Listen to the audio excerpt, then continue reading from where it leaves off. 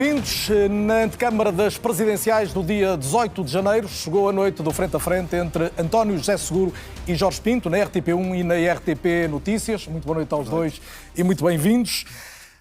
Dito o sorteio que comecemos com Jorge Pinto e vamos terminar com o António José Seguro a ter a última intervenção. Avanço desde já então para a primeira pergunta, na expectativa sempre de podermos vir a ter algumas informações adicionais sobre a notícia que demos em última hora, o estado de saúde do atual Presidente da República.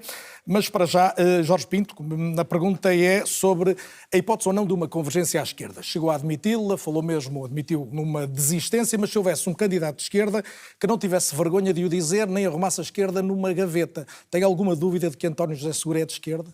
Boa noite, Carlos Daniel. Cumprimento também o António José Seguro e os telespectadores e não posso deixar de começar com uma palavra. Acabámos de saber do estado de saúde do Presidente Marcelo Rebelo de Sousa, uma palavra de rápido restabelecimento, esperando que seja apenas um susto. Eu disse isso, mas disse mais. Disse também que teria de haver uma condição de reciprocidade.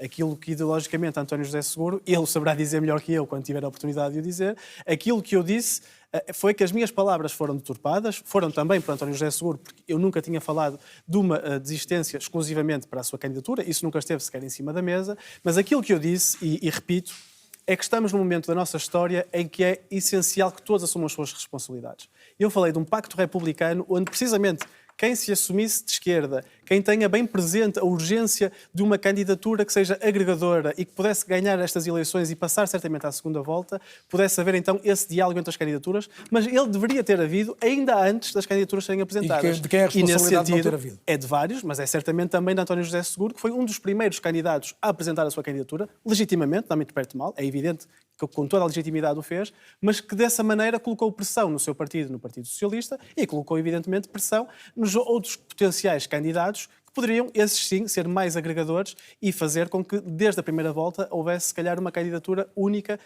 Mas reconhece que aqui chegados, portanto, António José Seguro é o único candidato à esquerda que pode vir a ser Presidente da República? O que eu sei aqui chegados é que há imensos portugueses que continuam sem saberem quem votar. O que eu sei aqui chegados é que a minha candidatura é distintiva e eu sei o que me fez avançar quando as outras candidaturas já estavam no terreno. Por exemplo, em relação a António José Seguro, podendo haver pontos de convergência, como há sempre nas esquerdas, há uma divergência de fundo. É que a candidatura de António José Seguro tem uma contradição que é estrutural. António José Seguro candidata-se a ser o Presidente da República, aquele que é o guardião da Constituição da República Portuguesa. Mas quando teve responsabilidades políticas no nosso país enquanto líder da oposição, não só não usou o seu direito, ou se calhar até o seu dever de apelar à defesa da Constituição em coisas como o Orçamento de Estado para 2012 ou as alterações ao Código Laboral também em 2012, como, pelo contrário, até se opôs, e a sua liderança do Partido Socialista na altura, àqueles que dentro do Partido Socialista, àqueles deputados que não votaram da maneira que António José Seguro defendia, que era a abstenção. Portanto, esta contradição é realmente uma contradição muito grave entre quem quer ser o grande defensor da Constituição e quem, quando os portugueses verdadeiramente precisavam que a Constituição fosse respeitada, como a decisão do TC depois, posteriormente, confirmou, António José Seguro não lhes deu essa defesa. E acho que isso é algo que vai certamente acompanhar a sua campanha a Presidente da República. Boa noite também. Seguramente vai poder olhar esta questão do passado aqui trazida pelo Jorge Pinto, mas a minha pergunta era se assumir de esquerda é uma desvantagem hoje num país que virou à direita. Bem, em primeiro lugar, muito boa noite. Cumprimento o Carlos Daniel, cumprimento o deputado Jorge Pinto e também faço minhas as palavras que referiu, desejando as melhoras ao Presidente Marcelo Rebelo de Sousa e que não passe de um susto. E aproveito também, através da RTP Internacional, para cumprimentar os portugueses que vivem e trabalham fora de Portugal. Bem, a minha vida fala para mim. Eu sou militante do Partido Socialista há mais de 40 anos, sou uma pessoa de esquerda, da esquerda responsável, aquela esquerda que traduz os valores e os princípios em soluções concretas para que as pessoas possam viver melhor e, portanto, estou bem com a minha candidatura. Porque sendo uma candidatura... Já admite essa gaveta? Vamos ver. Eu sempre disse nas entrevistas aquilo que tinha que dizer. E, designadamente, na entrevista antes do público, eu tive a oportunidade, numa entrevista que dei à Clara de Sousa, de dizer qual é o meu espaço ideológico. Eu sou do espaço do socialismo democrático, da social-democracia, e sobre isso não há dúvidas absolutamente nenhumas. E, portanto, sobre isso... Portanto, não houve nada de tático por haver um país que vota mais à direita? Absolutamente nada sobre isso. É muito claro qual é o meu posicionamento. Bem, segunda questão, eu quero dizer que eu avancei em junho. E, portanto, avancei porquê? Porque os partidos não têm o condomínio nas eleições presidenciais. As eleições presidenciais são expressão da vontade individual dos candidatos. E eu considerei, em convicção, que posso ser útil ao meu país. E avancei. E não fiz combinatas com ninguém, não fiz acordos com ninguém, não fiz... Eu sou uma pessoa livre, não tenho amarras absolutamente nenhumas, nem vivo dentro de gavetas absolutamente nenhuma. Apresentei-me aos portugueses como um democrata, como um progressista e como um humanista. Portanto, não sei se tenha impedido uma candidatura mais agregadora à esquerda. Então, mas desculpe, mas nós vivemos numa democracia. Então agora eu vou impedir alguém que seja candidato? As pessoas apresentam-se, têm convicções, só que estas candidaturas também são atos de coragem. E eu tive essa coragem em junho, quando me apresentei e quando avancei. Em relação ao passado? Em relação ao passado, bem, eu até estou admirado como é que um candidato tão jovem está preocupado em discutir o passado e não em discutir o futuro. Mas com certeza foi a primeira questão, teremos a oportunidade de falar sobre isso. Não sei se o Jorge Pinto se lembra, mas na altura da Troika, um período muito difícil para o nosso país, em que eu estive sempre do lado da responsabilidade e do lado da defesa do interesse de Portugal, do interesse nacional. Mas havia uma preocupação muito grande. Os setores conservadores, os setores de direita e também alguns governos queriam muito que Portugal alterasse a sua Constituição e colocasse na Constituição um limite para o endividamento e um limite para o déficit. E eu opus-me. E foi graças a essa minha oposição que nunca houve essa alteração constitucional. Portanto, se precisa de alguma prova, aí tem. Muito bem. Posso responder, Carlos Daniel? Se for rápida a réplica. Sim, dispensando até o paternalismo em relação à minha juventude, mas dispensemos isso. Eu lembro-me bem, António José Seguro. É uma constatação. Lembro-me bem, sabe porquê? Porque eu era militante do Partido Socialista nessa altura. Eu trouxe aqui comigo, e terei todo o gosto em deixar no final, uma carta que lhe enderecei a si, e que finalmente, pela primeira vez que nos encontramos cara a cara, lhe posso entregar, porque possivelmente não a leu, de quando me desfiliei do Partido Socialista. Não é culpa exclusiva sua. Eu, anos antes, enquanto militante de base, ainda muito jovem, enviei um e-mail à minha secção conselhia a dizer que não apoiava a recandidatura de José Sócrates a secretário-geral. Não é. Mas as razões que aqui estão são, na verdade, aquelas às quais continuam a não dar resposta. Porque é que... Quer ilustrar com uma delas essencial? Já disse. Como é que o Orçamento de Estado para 2012, quando há até deputados do Partido Socialista que quebraram a disciplina de voto para votar contra, António José Seguro defendia a abstenção. Portanto, essa abstenção violenta, na verdade, é uma passividade. E depois, como eu disse, e pronto, está colocada a pergunta, o Tribunal Jorge Constitucional deu razão a vários destes pontos. Portanto, alguém quer ser o defensor da Constituição, este legado não consegue apagar. Eu sei que os tempos são difíceis, António José Seguro, não me interprete mal, mas alguém acha que os próximos 5 anos do mandato do próximo Presidente da República não vão ser tão ou mais difíceis do que aqueles? E é precisamente aí que eu acho que essa firmeza, essa clareza, à resposta agora, Jorge, é essencial. Bem, eu já lhe disse, já lhe dei um exemplo concreto do que é ser firme na defesa dos valores constitucionais. Questão completamente diferente era o período que nós vivíamos. Um período muito difícil, sob assistência financeira, em que estava em causa a viabilidade do nosso país. E eu tomei aquilo que me pareceu correto, que foi a opção pela responsabilidade e pela defesa do interesse nacional. E sempre que foi necessário ir lá fora defender os interesses dos portugueses, eu fui. Designadamente, quando tive que ir à Alemanha para ajudar a que houvesse manutenção de investimento na Auto Europa e outros exemplos que lhe poderia dar. Vamos agora olhar para o futuro, então, se me permite, é exatamente isso que eu ia introduzir. Olhemos para o modelo de presidência que defendem e em relação e a visão que têm dos poderes constitucionais, e António José Seguro começa por si agora, defende um presidente que possa ter uma sensibilidade diferente da maioria de direita que hoje temos no governo, na maioria das autarquias, nos governos regionais, e temos em cima da mesa uma questão muito concreta, que é a questão das leis do trabalho. A minha pergunta, e até porque já disse também que estava preocupado com a convocação da greve, é até que ponto o preocupa mais a convocação da greve, a greve em si, ou as alterações à lei do trabalho? As alterações à lei do trabalho. Porquê? Porque são alterações que naturalmente vêm desequilibrar a relação que tem que existir entre os empresários e os trabalhadores. Portanto, deixe-me dizer, quando o Ministro do Trabalho diz que a lei atual está desequilibrada a favor dos trabalhadores, não concorda? Se reparar, neste momento as negociações são basicamente negociações bilaterais entre o Governo e representantes dos trabalhadores. Ora, não é esse o objetivo da concertação social. Mas mais, porque é que há necessidade de fazer uma alteração à legislação laboral neste momento? Ela não constava de uma proposta eleitoral dos partidos do Governo. Porque é que há necessidade? O país tem necessidade de alterar a legislação e, sobretudo, criar instrumentos para fazer o quê? Que a nossa economia ganhe mais competitividade, que haja mais produtividade, que se diminua a desigualdade salarial entre homens e mulheres. Portanto, é preciso ainda mudar alguma coisa. Deixe-me só concluir. Que os jovens tenham oportunidades de emprego em Portugal em vez de irem colaborar com economias de outros países. E, portanto, estas legislações precisam de ser alteradas para corresponder a estes objetivos. Vê alguma indexação entre esses objetivos e as alterações que estão a ser feitas? Eu não vejo. Deixe-me insistir na pergunta. Posso concluir que não concorda com a Ministra do Trabalho quando diz que a legislação em vigor está desequilibrada a favor dos trabalhadores? Não concordo. Jorge Pinto, em relação ao pacote laboral foi claro, disse que vetaria politicamente e fala até de um retrocesso tremendo. Isto com um anteprojeto que ainda está em negociação, ainda com uma negociação que possa ser criticada.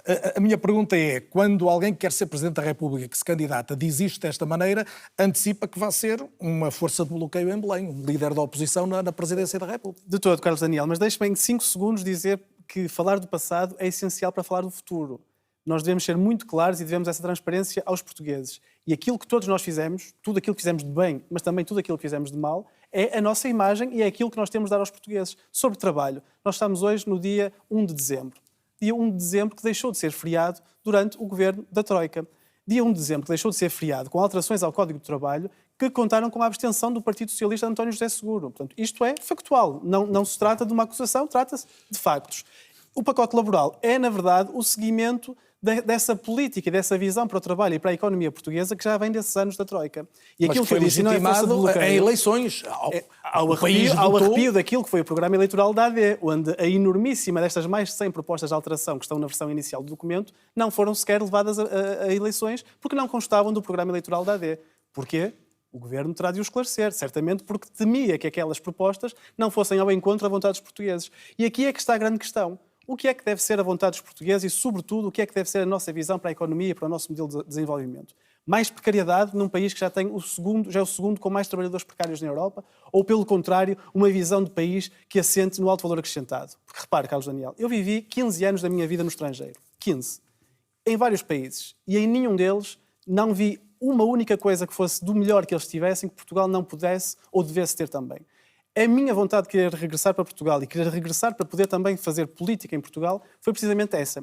É porque eu sei que Portugal pode estar no topo mundial numa série de coisas, mas isso passa por alterar a nossa visão do modelo económico. Jorge, mas responda-me claramente. Quando uma legislação como esta ainda está em discussão, faz sentido alguém que quer ser Presidente da República dizer eu vetaria antes de conhecer o documento final? Eu disse duas coisas e insisto. Eu levaria, se o documento me chegasse tal como ele está agora, a Tribunal Constitucional, porque há várias questões, eu já aqui as elucidei, não vale a pena perder tempo com isso, que me levantam dúvidas constitucionais, e se me chegasse como está, teria o veto político, porque não responde a nenhuma das três, que são para mim três coisas prioritárias do país.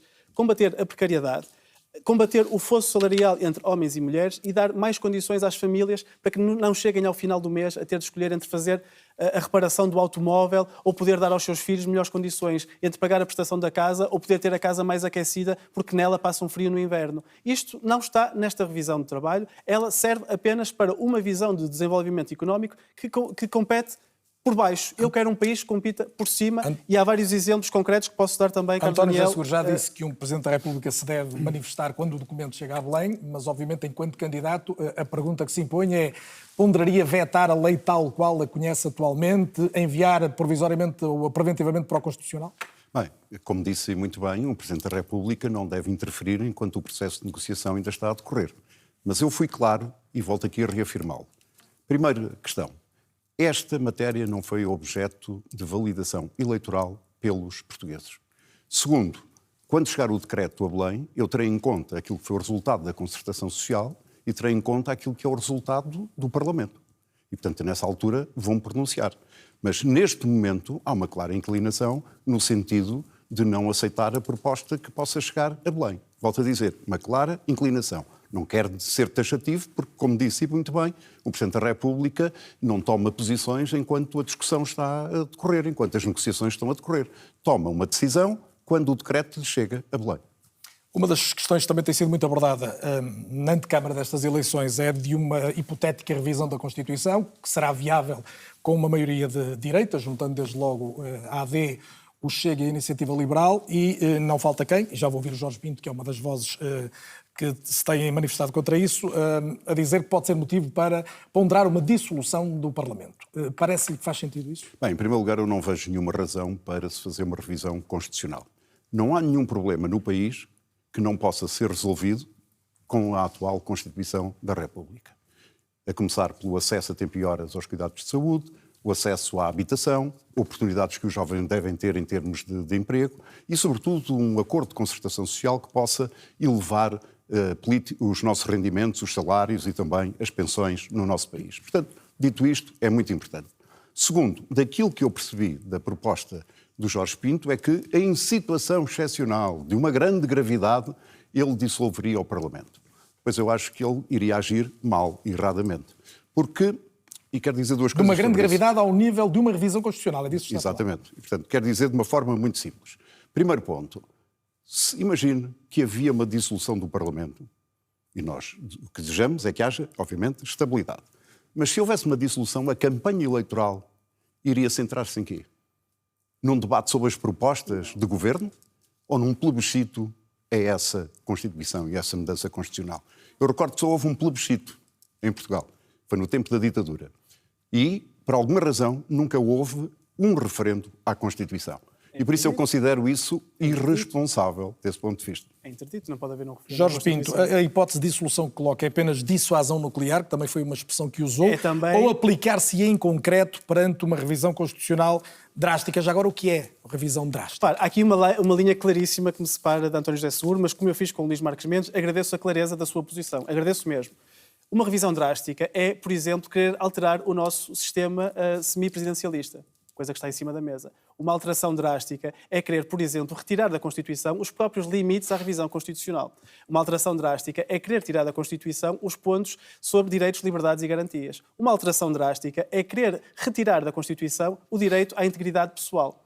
Nada disto é abstrato. Tudo isto esteve em cima da mesa recentemente, quando na Assembleia da República se discutia uma hipotética revisão constitucional. Aquilo que eu digo, e repito, e caso não tenha sido claro, porque António José Seguro parece não ter percebido o que eu quis dizer, foi se essa revisão drástica avançar apenas à direita, não tendo sido tema de debate nas legislativas, e pior, tendo sido menorizado e até ridicularizado por alguns líderes políticos dos partidos à direita que agora têm essa maioria, então sim, aí restava-me, e sim, o poder do Presidente da República serve para esse tipo de intervenção, dissolver a Assembleia da República, porque os portugueses têm o direito de ser ouvidos se houver alguma alteração a apenas um lado do espectro político da Constituição, algo que nunca aconteceu na nossa história. Eu não vou para o referendo de 33, não precisamos de ir para aí. Eu olho para a história da Segunda República. As alterações constitucionais que aconteceram com os dois lados do espectro político, como deve ser. Nós não podemos alterar o texto fundamental da nossa República apenas a um lado do espectro político. E eu diria o mesmo se fosse à esquerda. O Jorge Pinto já deu aqui alguns exemplos.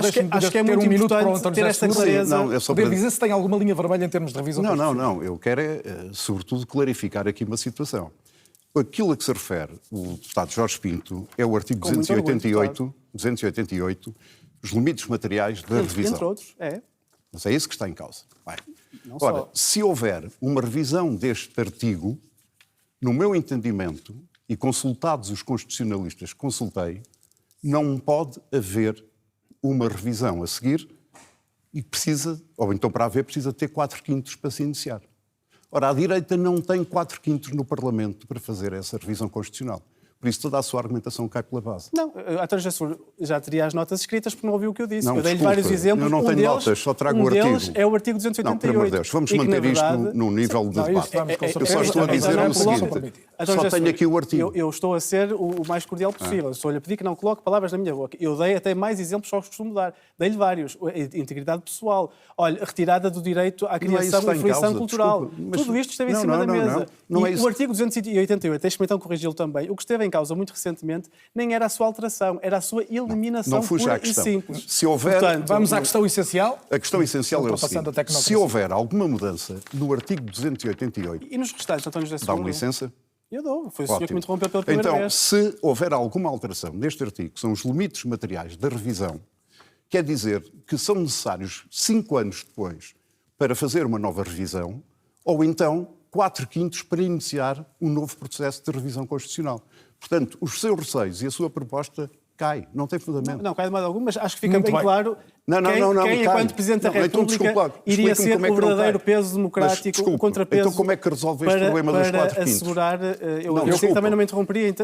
Mas como é que resolve o problema dos quatro quintos? Clarifique. Acho que ficou bem claro quem vai ser o contrapeso democrático, caso seja Presidente da República. Ficou claro o ponto de vista de cada um dos senhores. Permitam-me avançar para o tema seguinte. Eu queria lançar a questão da saúde, que é uma questão que os preocupa muito a ambos, têm-no dito repetidamente. António José Seguro elegeu mesmo a saúde como uma prioridade para um primeiro ano de mandato, a prioridade.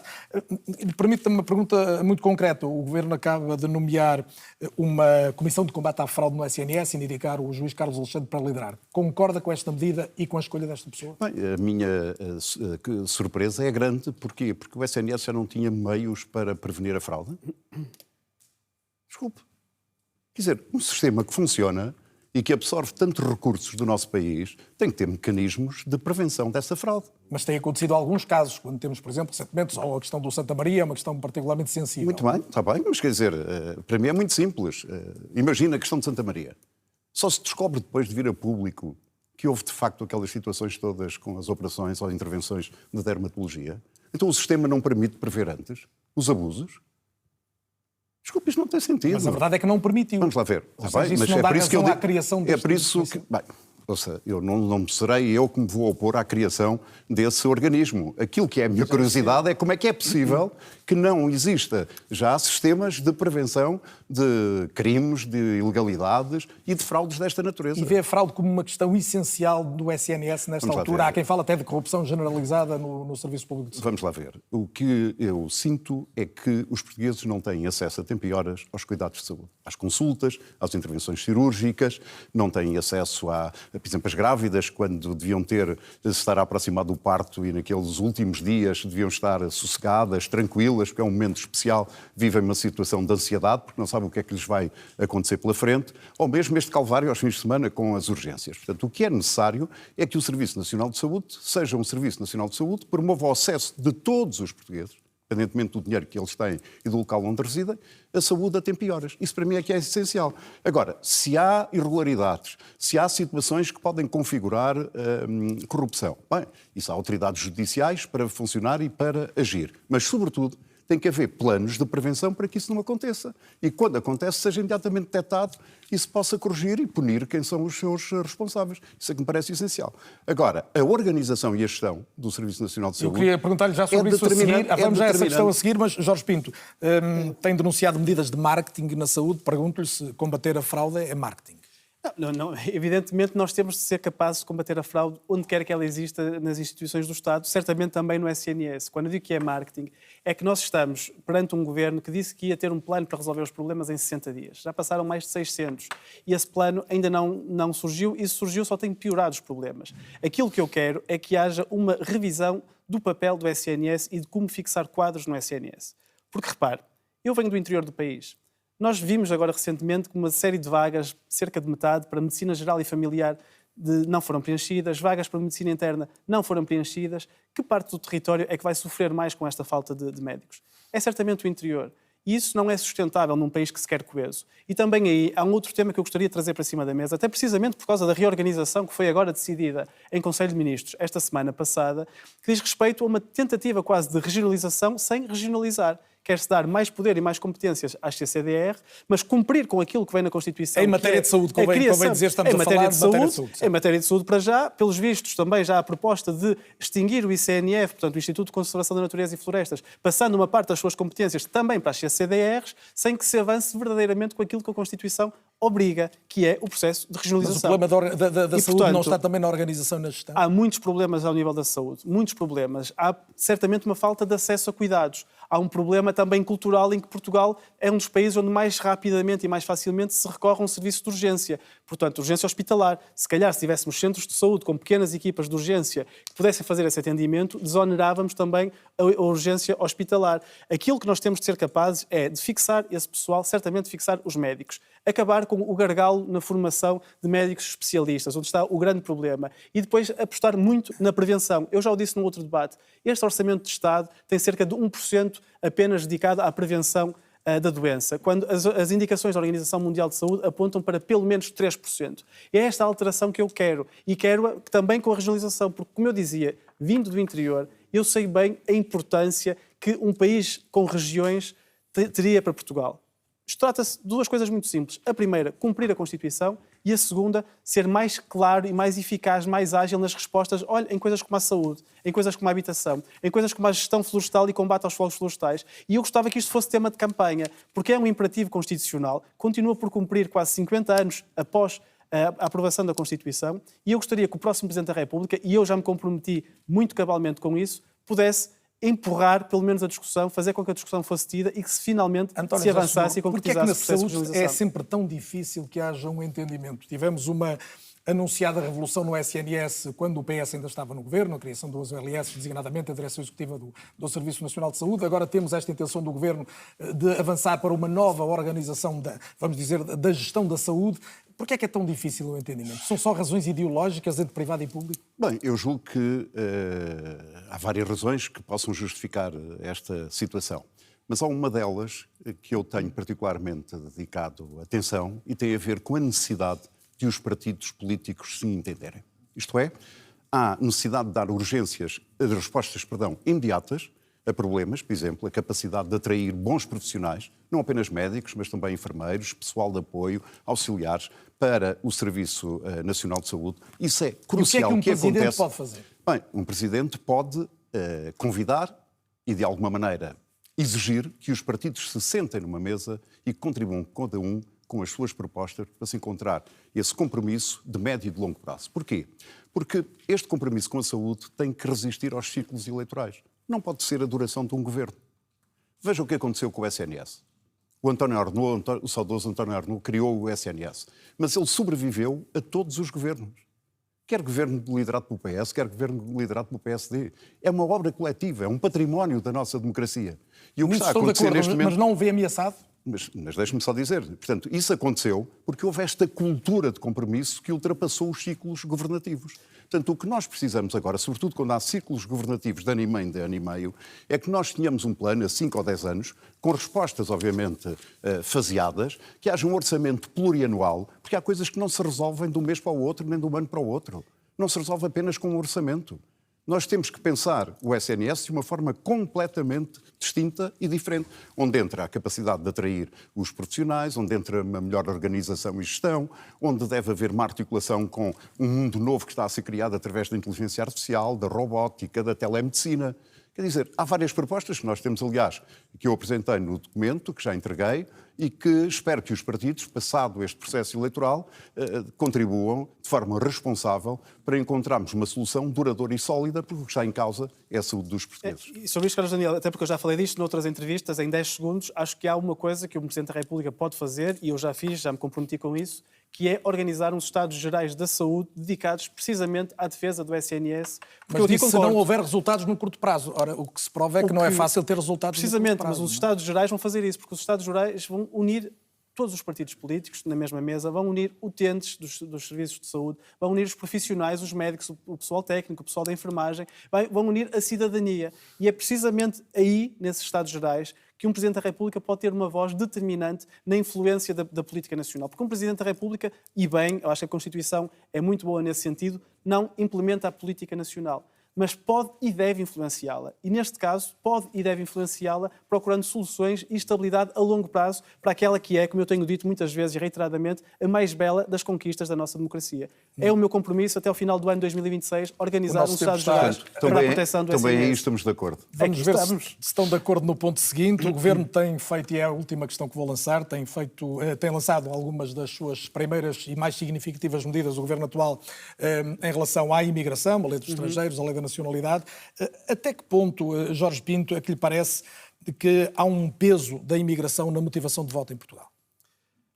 Olha, Carlos Daniel, esse assunto é muito sensível para mim. Eu fui, como dizia há pouco, imigrante durante 15 anos da minha vida. Sou filho e neto de imigrantes, daqueles que saíram analfabetos das aldeias do nosso país, no meu caso de uma aldeia de Amarante, para a França no início dos anos 60, que viveram duramente e trabalhando duramente para construir aquele país que foi o país de acolhimento. Um país que também depois lhes soube devolver uma parte desse esforço. Portugueses que depois regressaram, no caso da minha família direta, para construir também o nosso Portugal. E é com muita tristeza que assisto a este clima envenenado com que se discute a imigração em Portugal. Nós sempre fomos um país de gente que partiu e um país que soube acolher pessoas. Isso sempre nos caracterizou. Essa diversidade sempre foi força, nunca foi fraqueza. E eu não vou mesmo alinhar neste que parece ser o sabor dos tempos, em que atacar a imigração é o alfa e o ômega de tudo que é Mas política representa em Portugal. uma pressão sobre os serviços, por exemplo, os serviços públicos. Em qual deles, por exemplo? Sabe qual é a percentagem de cidadãos estrangeiros que acodem às urgências hospitalares em Portugal?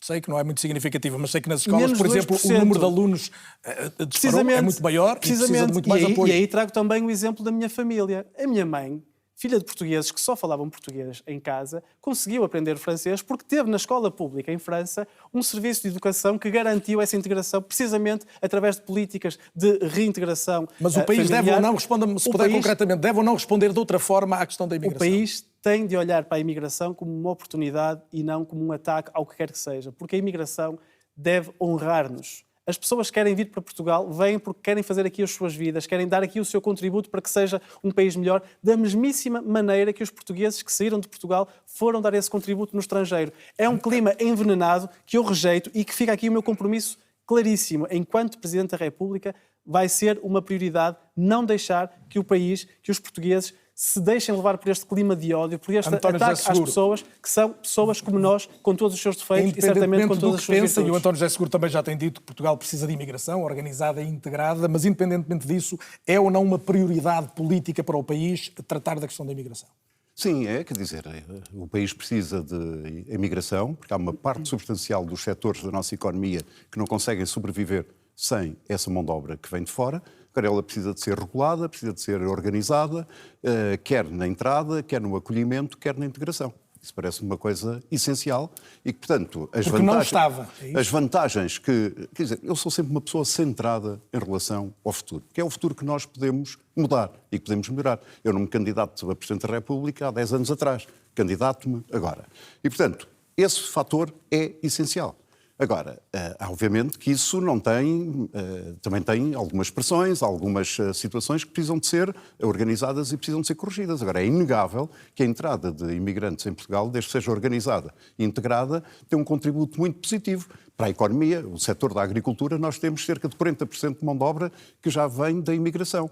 Como acontece, por exemplo, com os contributos para a Segurança Social, que o ano passado foram 2,2 mil milhões de euros. Portanto, aí há também uma grande convergência e pontos de vista em comum com o Jorge Pinto. E só em 10 segundos, Carlos Daniel, que eu sei que o António José Seguro terá a última palavra e estou a esgotar o meu tempo, mas este clima envenenado que nós temos na discussão depois traduz também em situações como a que assistimos recentemente no Alentejo, de exploração, de um ataque, situações de praticamente escravatura no nosso país. Isto é intolerável. E mais intolerável ainda é quando sabemos que aqueles que são representantes da República, forças de segurança, podem também estar envolvidos. António José Seguro, queria só colocar a última questão. Se parece que as decisões políticas estão no sentido do que defendia. As decisões relativas, por exemplo, à lei dos estrangeiros e da nacionalidade. Não, vamos lá ver. Eu já me pronunciei sobre isso, sobre as leis de estrangeiros, sobre a lei de nacionalidade.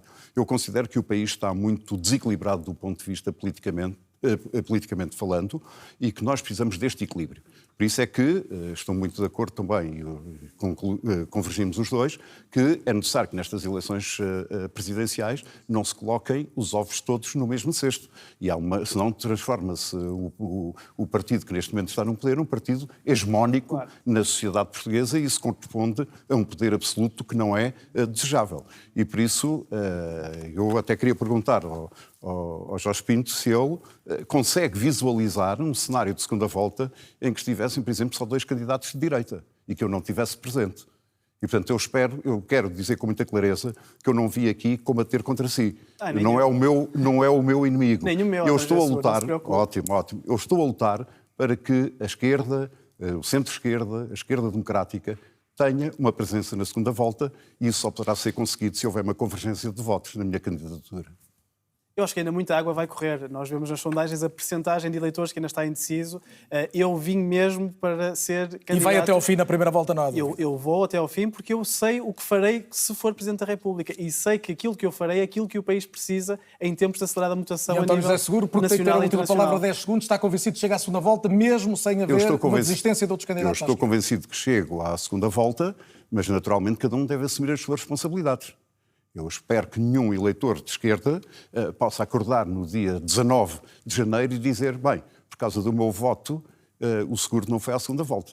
Muito bem, ficou claro o ponto de vista de cada um em relação a estes temas. António José Seguro, Jorge Pinto convergiram mais na parte final, divergiram no início deste debate, que foi marcado também pela notícia de última hora do estado de saúde do Presidente da República, que teve de ser internado no Hospital de São João no Porto. Ora, a informação que a RTP apurou até agora é de que o Presidente Marcelo Rebelo de Sousa será submetido a um ataque abdominal e que, nesta altura, estará a ser avaliada uma situação que decorre ainda de uma cirurgia realizada anteriormente pelo Presidente a uma hérnia no ano de 2018. Mas estas são necessariamente informações que vamos desenvolver na RTP Notícias já a seguir.